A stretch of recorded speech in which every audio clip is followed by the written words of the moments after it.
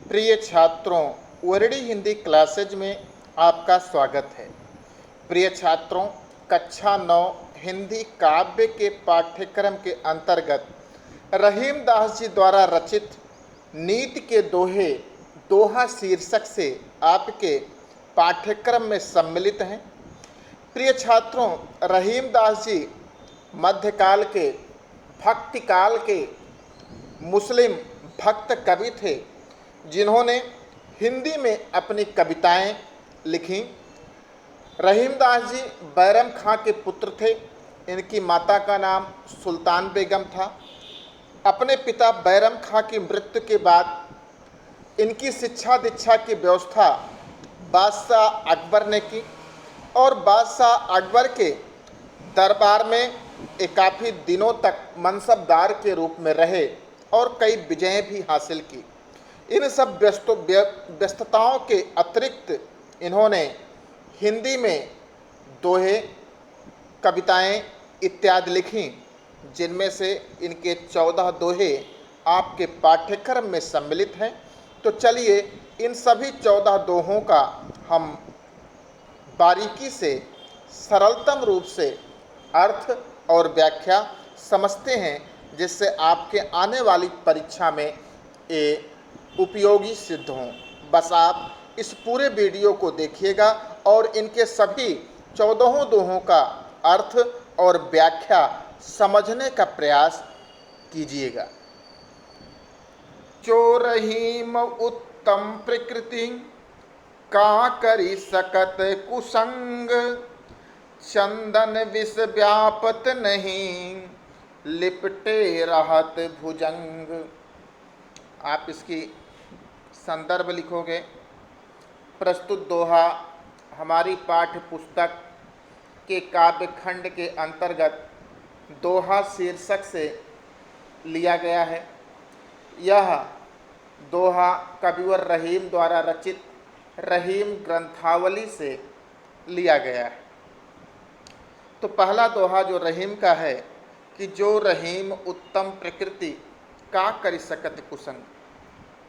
उत्तम का अर्थ होता है श्रेष्ठ और प्रकृति का अर्थ होता है स्वभाव, चरित्र। रहीम दास जी कहते हैं कि जो व्यक्ति श्रेष्ठ स्वभाव का होता है,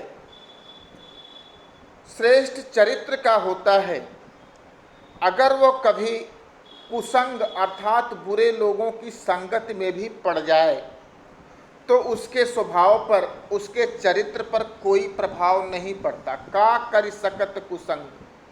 जो मनुष्य उत्तम स्वभाव का है, श्रेष्ठ चरित्र का है, कभी बुरे लोगों की संगत भी उसे प्राप्त हो जाए तो बुरे लोगों की संगति का करि सकत अर्थात उसके ऊपर कोई प्रभाव नहीं डालती। जिस प्रकार से चंदन विष व्यापत नहीं लिपटे रहत भुजंग। जिस प्रकार से चंदन का पेड़ होता है वह शीतलता देने के गुण से संपन्न होता है और उसके शीतलता देने के गुण के कारण भुजंग, सर्प ग्रीष्म ऋतु में चंदन के वृक्ष से लिपटे हुए रहते हैं। लेकिन चंदन के वृक्ष से लिपटे रहने पर भी चंदन के वृक्ष पर सांप के विष का कोई भी प्रभाव नहीं पड़ता। तो इसी प्रकार से जिस प्रकार से चंदन के वृक्ष पर सर्प लिपटे रहते हैं और लिपटे रहने पर भी चंदन के वृक्ष पर सर्प के विष का कोई प्रभाव नहीं पड़ता, ठीक उसी प्रकार से उत्तम स्वभाव वाले व्यक्ति भी अगर कुसंगत में पड़ जाएं तो उन पर कुसंगति का कोई प्रभाव नहीं पड़ता। अगला दोहा है रहीमन प्रीति सराहिए मिले होत रंग दून, जौं जरदी हरदी तजय तजय सफेदी चून। कवि ने सच्चे प्रेम के प्रभाव का इस दोहे में वर्णन किया है। कवि कहता है कि सच्ची रहीमन प्रीति सराहिए मिले होत रंग दून। सराहिए का अर्थात सराहना करनी चाहिए। रहीम दास जी कहते हैं कि हमें सच्चे प्रेम के ऐसे स्वरूप की सराहना करनी चाहिए जिसमें जब दो लोग आपस में मिलें तो मिले होत रंग दून, तो उनके प्रेम का रंग भी दोगुना हो जाए। प्रेम कितने लोगों के बीच होता है? दो लोगों के बीच। तो रहीमदास जी कहते हैं ऐसे प्रेम की सराहना की जानी चाहिए कि जब उसमें दो लोग आपस में मिलें तो प्रेम का रंग दुगना हो जाए। ज्यों जर्दी हरदी तजय तजय सफेदी चून, जैसे हल्दी है और चूना है, इन दोनों को आप मिला दीजिए। आप हथेली पे थोड़ा सा चूना लीजिए और थोड़ी सी हल्दी लीजिए और दोनों को आपस में मिलाइए। मिलाने पर क्या होगा कि हल्दी अपना पीला रंग छोड़ देगी और चूना अपना सफ़ेद रंग त्याग देगा और दोनों लाल रंग के सुर्ख लाल रंग में परिवर्तित हो जाएंगे। तो ज्यों जर्दी हरदी तजय, जर्दी का अर्थ है पीलापन। जैसे हल्दी और चूना जब आपस में मिलते हैं तो हल्दी जर्दी को तजय त्याग देती है, अपने पीलेपन को त्याग देती है, और चूना अपनी सफ़ेदी को त्याग देता है और दोनों मिलकर सुर्ख लाल रंग के हो जाते हैं।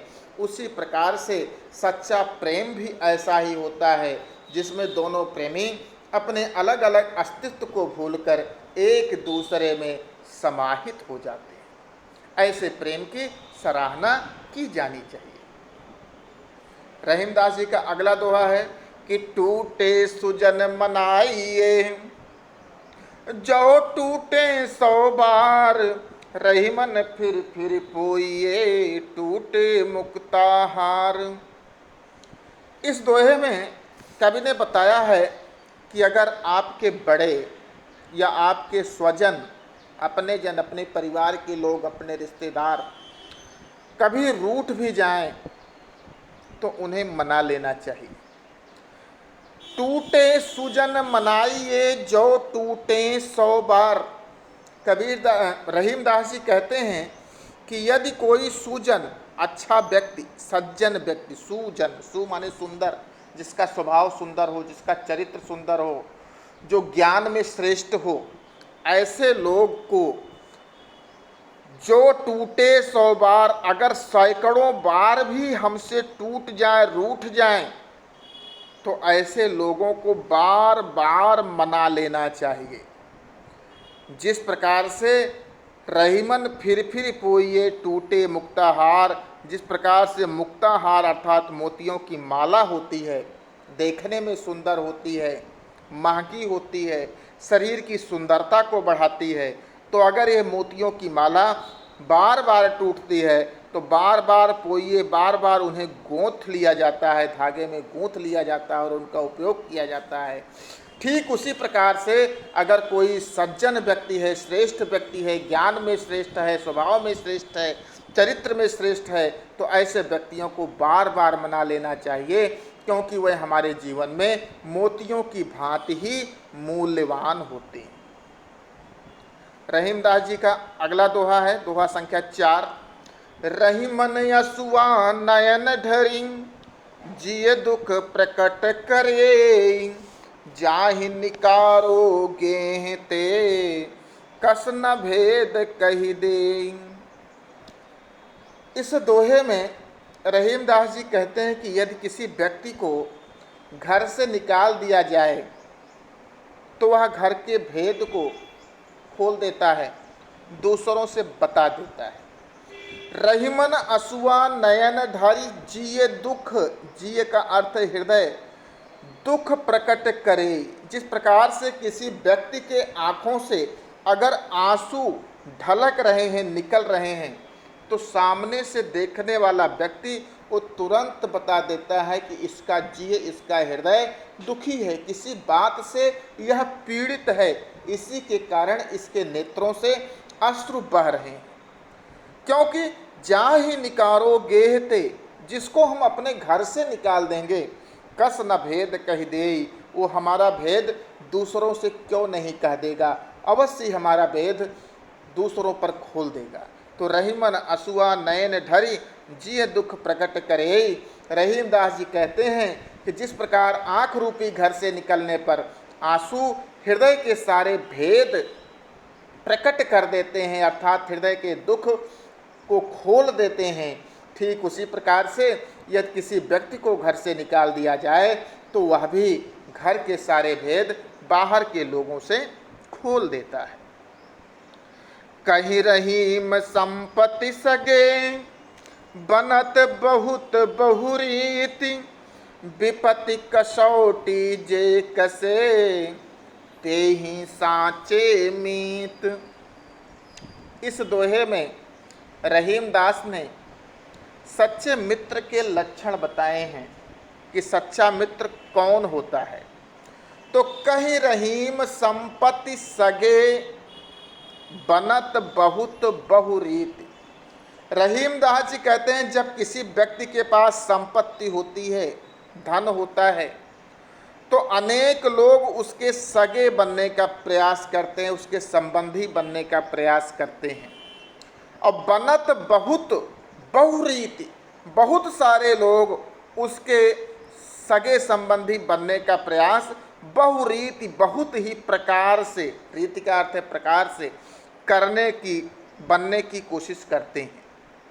लेकिन रहीम दास जी कहते हैं कि विपत्ति कसौटी जे कसे, जो व्यक्ति मित्र विपत्ति के समय भी साथ दे, जो विपत्ति की कसौटी पर खरा उतरे। जैसे कसौटी क्या होती है? सोने को परखने वाला एक पत्थर होता है। सोना उस पर रगड़ा जाता है तो पता चल जाता है कि ये सोना खरा है या बुरा है। तो विपत्ति कसौटी जे कसे, जो विपत्ति रूपी कसौटी पर अपनी मित्रता को सच्ची मित्रता साबित करे, खरा उतरे, ते ही साचे मित, वास्तव में वही सच्चा मित्र होता है। संपत्ति के समय बनने वाले, धन को देखकर बनने वाले मित्र कभी भी वास्तविक मित्र नहीं होते। जाल परे जल जात बही, तजमीनन को मोह, रहीमन मछरी नीर को तऊ न छाड़त छो। इस दोहे में कवि ने सच्चे प्रेम के स्वरूप का वर्णन किया है कि वास्तव में सच्चा प्रेम क्या होता है। जिस प्रकार से जाल परे जल जात बही, जब मछुआरा नदी में अपने जाल फेंकता है तो उसमें मछलियां फंस जाती हैं, और जब उस जाल को खींचता है तो चूंकि मछली और जल में बहुत प्रेम होता है, दोनों साथ साथ रहते हैं, मछली बिना जल के नहीं रह सकती। लेकिन इतना मछली के द्वारा इतना प्रेम किए जाने पर भी जब मछुआरा उस जाल को खींचता है तो जाल से जल जात बही, तो वह जल मछली का साथ छोड़कर बह जाता है, नदी में मिल जाता है। तजमीनन को मोह, पुनः उसे मछलियों का कोई मोह नहीं रहता, कोई प्रेम नहीं रहता, वो मछलियों के प्रेम को छोड़कर पुनः अपने जल में समाहित हो जाता है। रहीमन मछरी नीर को तऊ न छाड़त छो।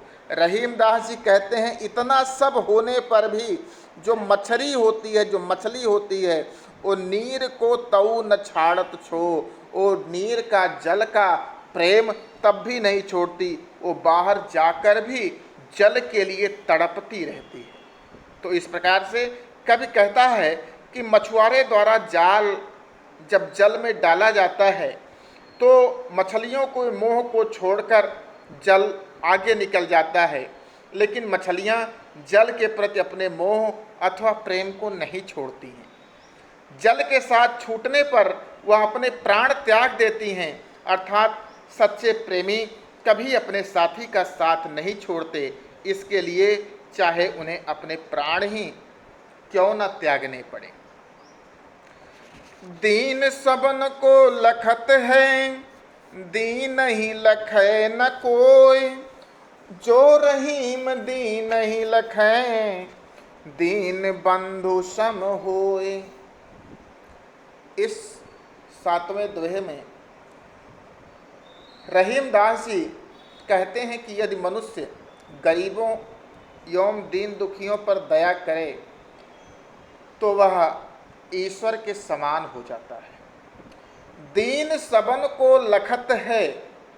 जो दीन व्यक्ति होता है, जो गरीब व्यक्ति होता है, वो सहायता प्राप्त करने के लिए सभी लोगों का मुंह देखता रहता है कि कोई व्यक्ति उस पर कृपा दृष्टि कर दे, सहायता कर दे।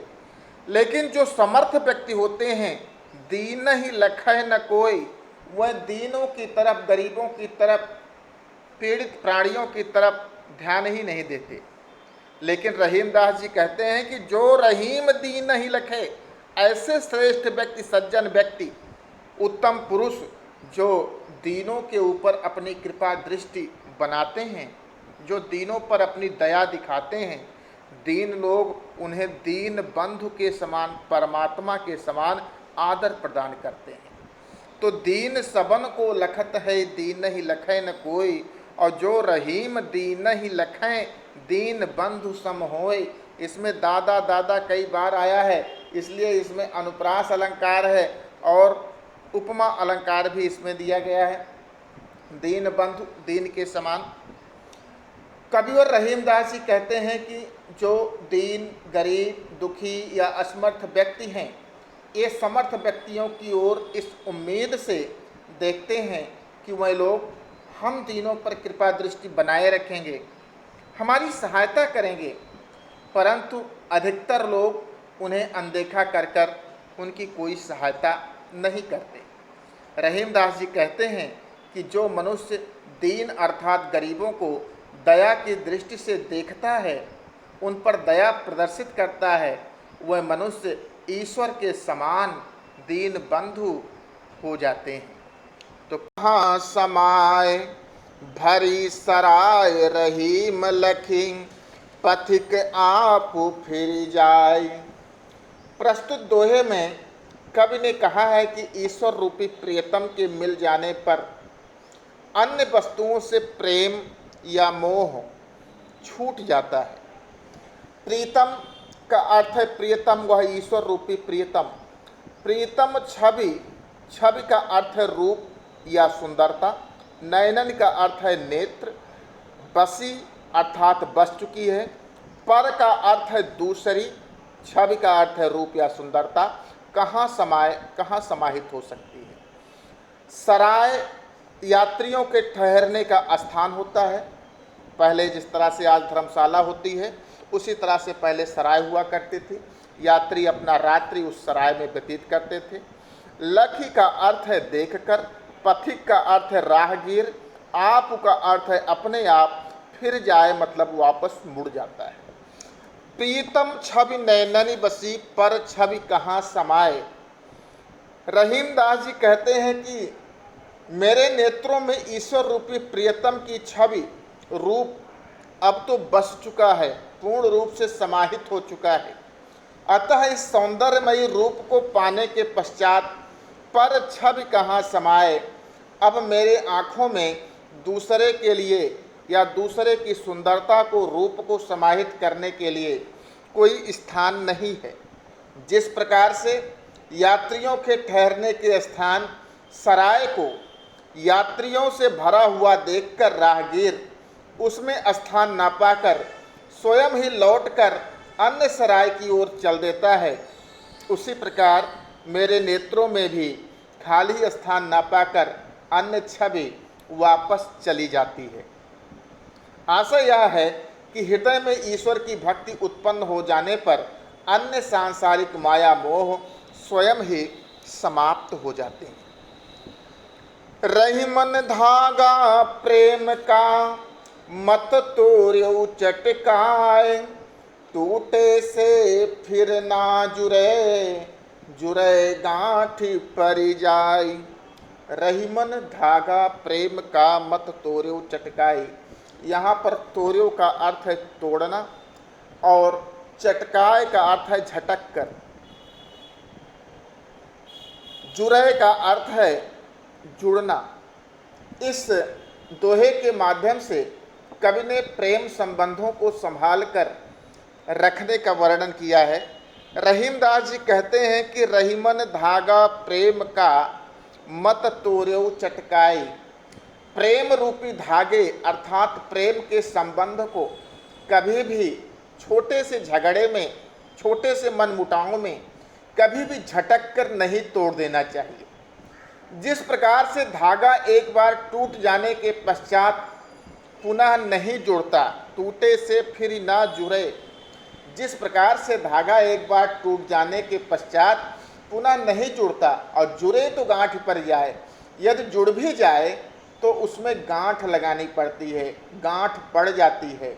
उसी प्रकार से प्रेम का संबंध भी एक बार टूट जाने पर पुनः नहीं जुड़ता, यदि जुड़ भी जाता है तो उसमें कुछ न कुछ अंतर अवश्य आ जाता है, अर्थात उनमें पहले जैसी बात नहीं होती। कदली सीप भुजंग मुख स्वाति एक गुण तीन, जैसे संगति बैठिए तय सोई फल दीन। प्रस्तुत दोहे में कवि रहीम ने संगति के प्रभाव का वर्णन किया है। कदली का अर्थ यहाँ पर है केला, सीप का अर्थ है सीप, सीपी जो होती है, भुजंग का अर्थ है सर्प, स्वाति नक्षत्र एक होता है, उसके वर्षा की बूंद की बात यहाँ पर की जा रही है। गुण का अर्थ है गुण, जैसे ही संगति बैठिए तैसे ही फल दीन, तैसोई का अर्थ है वैसा ही, फल दीन देता है। कदली सीप भुजंग मुख स्वाति एक गुण तीन। कविवर रहीमदास जी कहते हैं जिस प्रकार से स्वाति नक्षत्र की वर्षा की बूंद समान गुण वाली होती है, लेकिन संगति के कारण उसमें गुण में परिवर्तन हो जाता है। स्वाति एक होती है, स्वाति नक्षत्र से गिरी हुई वर्षा की बूंद समान गुण वाली होती है, लेकिन गुण तीन, संगति के कारण उसके गुण तीन प्रकार से परिवर्तित हो जाते हैं। कदली, जब वही स्वाति नक्षत्र की वर्षा की बूंद केले में गिरती है तो वह कपूर बन जाती है। सीप में गिरती है तो वह स्वाति नक्षत्र की वर्षा की बूंद मोती में परिवर्तित हो जाती है। और भुजंग मुख, सर्प के मुख में जब वही स्वाति नक्षत्र की वर्षा की बूंद गिरती है तो वह सांप के विष में परिवर्तित हो जाती है। स्वाति नक्षत्र की वर्षा की बूंद समान गुण वाली है, लेकिन संगति के बदल जाने पर उसके गुण भी तीन प्रकार से परिवर्तित हो जाते हैं। केले में गिरने पर वह कपूर, सीप में गिरने पर वह मोती और सांप के मुख में गिरने पर वह विष बन जाती है। इसलिए रहीमदास जी कहते हैं जैसे ही संगति बैठिए तैसे ही फल दीन। ठीक उसी प्रकार मनुष्य भी जिस संगति में बैठता है उसके ऊपर वैसा ही प्रभाव पड़ता है। सच ही कहा गया है कि जैसे संगति होती है वैसे ही फल प्राप्त होता है। दोहा संख्या 11।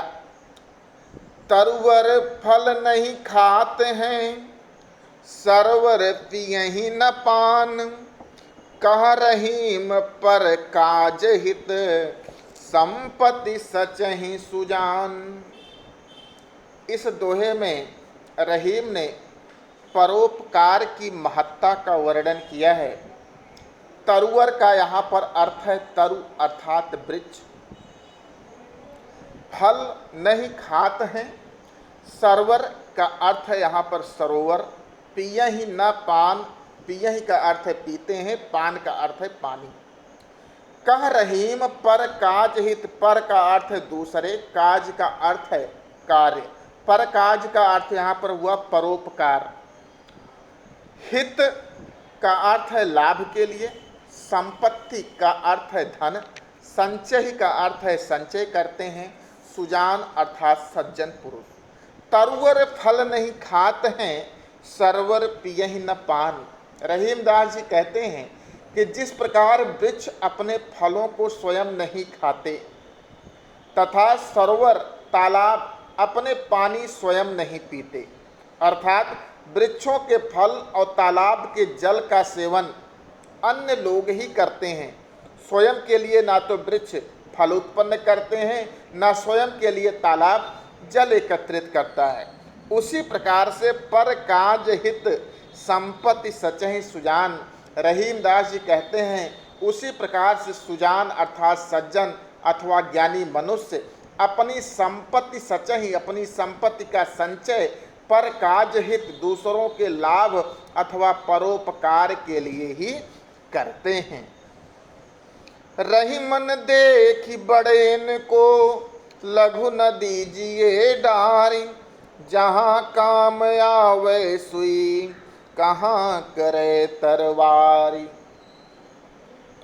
इस दोहे में कवि ने बताया है कि समय और आवश्यकता अनुसार कोई भी वस्तु चाहे छोटी हो या बड़ी हो, उसकी अपनी महत्ता होती है, अतः किसी की भी उपेक्षा नहीं करनी चाहिए।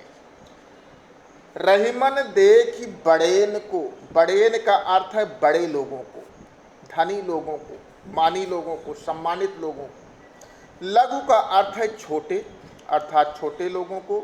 न दीजिए डारी, डारी का अर्थात फेंकना या तिरस्कार करना। बड़े लोगों को देखकर छोटे लोगों का तिरस्कार नहीं करना चाहिए। सुई का अर्थ है यहाँ पर सुई जो सिलने में काम आती है, और तरवार का अर्थ है तलवार। रहीमदास जी कहते हैं कि रहीमन देखि बड़ेन को लघु न दीजिए डारी, बड़े लोगों को देखकर कभी छोटे लोगों का निरादर तिरस्कार नहीं करना चाहिए। जिस प्रकार से जहाँ काम आवे सुई, जिस प्रकार से जहाँ पर सुई का काम होता है कहाँ करे तलवार, वहाँ तलवार सुई से सुई वाला कार्य नहीं कर सकती। अतः कवि का अर्थ मतलब है यहाँ पर कवि कहना चाहता है कि छोटे और बड़े दोनों ही अपने अपने स्थान पर उपयोगी और महत्वपूर्ण होते हैं। इसलिए देखि बड़ेन को लघु न दीजिए डारी, बड़े लोगों को देखकर कभी छोटे लोगों का तिरस्कार नहीं करना चाहिए, क्योंकि जहाँ पर सुई का काम होता है वहाँ तलवार काम नहीं कर सकती, जहाँ तलवार का काम होता है वहाँ सुई कार्य नहीं कर सकती। सबका अपने अपने स्थान पर महत्व होता है, अतः सभी को सम्मान देना चाहिए। यों रहीम सुख होत है बढ़त देख निज गोत, ज्यों बड़री अखियाँ निरखी आँखिन को सुख होत। प्रिय छात्रों, इस दोहे में रहीम दास जी ये कहना चाहते हैं कि प्रत्येक व्यक्ति अपने परिवार या गोत्र की वृद्धि को देखकर प्रसन्न होता है। यों का अर्थ है इस प्रकार, यों रहीम सुख होत है। बढ़त देख, बढ़त देख अर्थात बढ़ता हुआ देखकर। निज का अर्थ है अपने, गोत का अर्थ है गोत्र, वंश या परिवार। बड़री का अर्थ है बड़ी बड़ी, अखियाँ निरखी, निरखी का अर्थ है देखकर, आँखिन को सुख होत। रहीमदास जी कहते हैं कि जिस प्रकार से बड़री अखियाँ निरखी आँखिन को सुख होत, जिस प्रकार से बड़ी बड़ी आँखों को देखकर अपनी ही आँखों को सुख की प्राप्ति होती है। आईने में अगर कोई अपनी छवि देख रहा हो तो अपनी बड़ी बड़ी आँखों को देखकर उन्हीं आँखों को, जो अपनी आँखों को देख रही हैं, उन्हें सुख की प्राप्ति होती है। उसी प्रकार से यों रहीम सुख होत है बढ़त देख निज गोत। उसी प्रकार से रहीमदास जी कहते हैं मनुष्य को अपने गोत अर्थात गोत्र, परिवार या वंश की वृद्धि देखकर अपार सुख की प्राप्ति होती है। रहीमन ओछे नरन ते तजो बैर अरु प्रीति, काटे चाटे स्वान के दुहु भांति विपरीति। प्रस्तुत दोहे में कवि ने नीच और तुच्छ व्यक्तियों के साथ प्रेम और शत्रुता दोनों को ही कष्टदायक बताया है। ओछे, रहीमन ओछे नरनते, ओछे का अर्थ है नीच व्यक्ति, नर का अर्थ है व्यक्ति, मनुष्य। तजो अर्थात त्याग दो, बैर का अर्थ है शत्रुता या दुश्मनी, अरु का अर्थ है और, प्रीति का अर्थ है प्रेम। काटे चाटे, काटने पर और चाटने पर। स्वान का अर्थ है कुत्ता, दुहू का अर्थ है दोनों ही, भांति प्रकार, विपरीति का अर्थ है कष्टदायी। रहीमदास जी कहते हैं कि रहीमन ओछे नरन ते तजो बैर अरु प्रीति। ओछे नरन ते नीच व्यक्तियों के साथ किया गया बैर और प्रीति, प्रेम और शत्रुता दोनों ही कष्टकारी होते हैं। रहीमदास जी कहते हैं कि नीच व्यक्तियों के साथ, कपटी व्यक्तियों के साथ किया गया प्रेम और शत्रुता दोनों ही कष्टकारी होते हैं। जिस प्रकार से काटे चाटे स्वान के दुहू भांति विपरीत, जिस प्रकार से कुत्ते के चाटने से प्रेम तो प्रकट होता है परंतु वह मनुष्य को अपवित्र कर देता है, या उसके चाटने से धीरे धीरे आपकी त्वचा उखड़ती जाती है और घाव हो जाता है, तथा उसके काटने से पीड़ा और विष फैलता है, उसी प्रकार से नीच और तुच्छ लोगों की संगति को भी त्याग देना चाहिए। किसी कवि ने लिखा है कि जो नर नीच अहें जग में, तिनके संग प्रीति नरारी बढ़ाओ, प्रीति में चाट के बैर में डांट के काम निकार बे क्यों हर्षाओ। तो प्रिय छात्रों, इस प्रकार से रहीमदास जी द्वारा लिखे गए दोहों का ये सरल अर्थ और व्याख्या हमने आपको बताई। अगर आपने हमारे इस चैनल को सब्सक्राइब न किया हो तो दैनिक रूप से अपने पाठ्यक्रम से संबंधित वीडियो प्राप्त करने के लिए इसे सब्सक्राइब कर लें और वीडियो को लाइक और शेयर अपने साथियों में अवश्य करें, तथा आपको यह वीडियो कैसा लगा इस पर भी अपने कमेंट अवश्य कीजिए। धन्यवाद।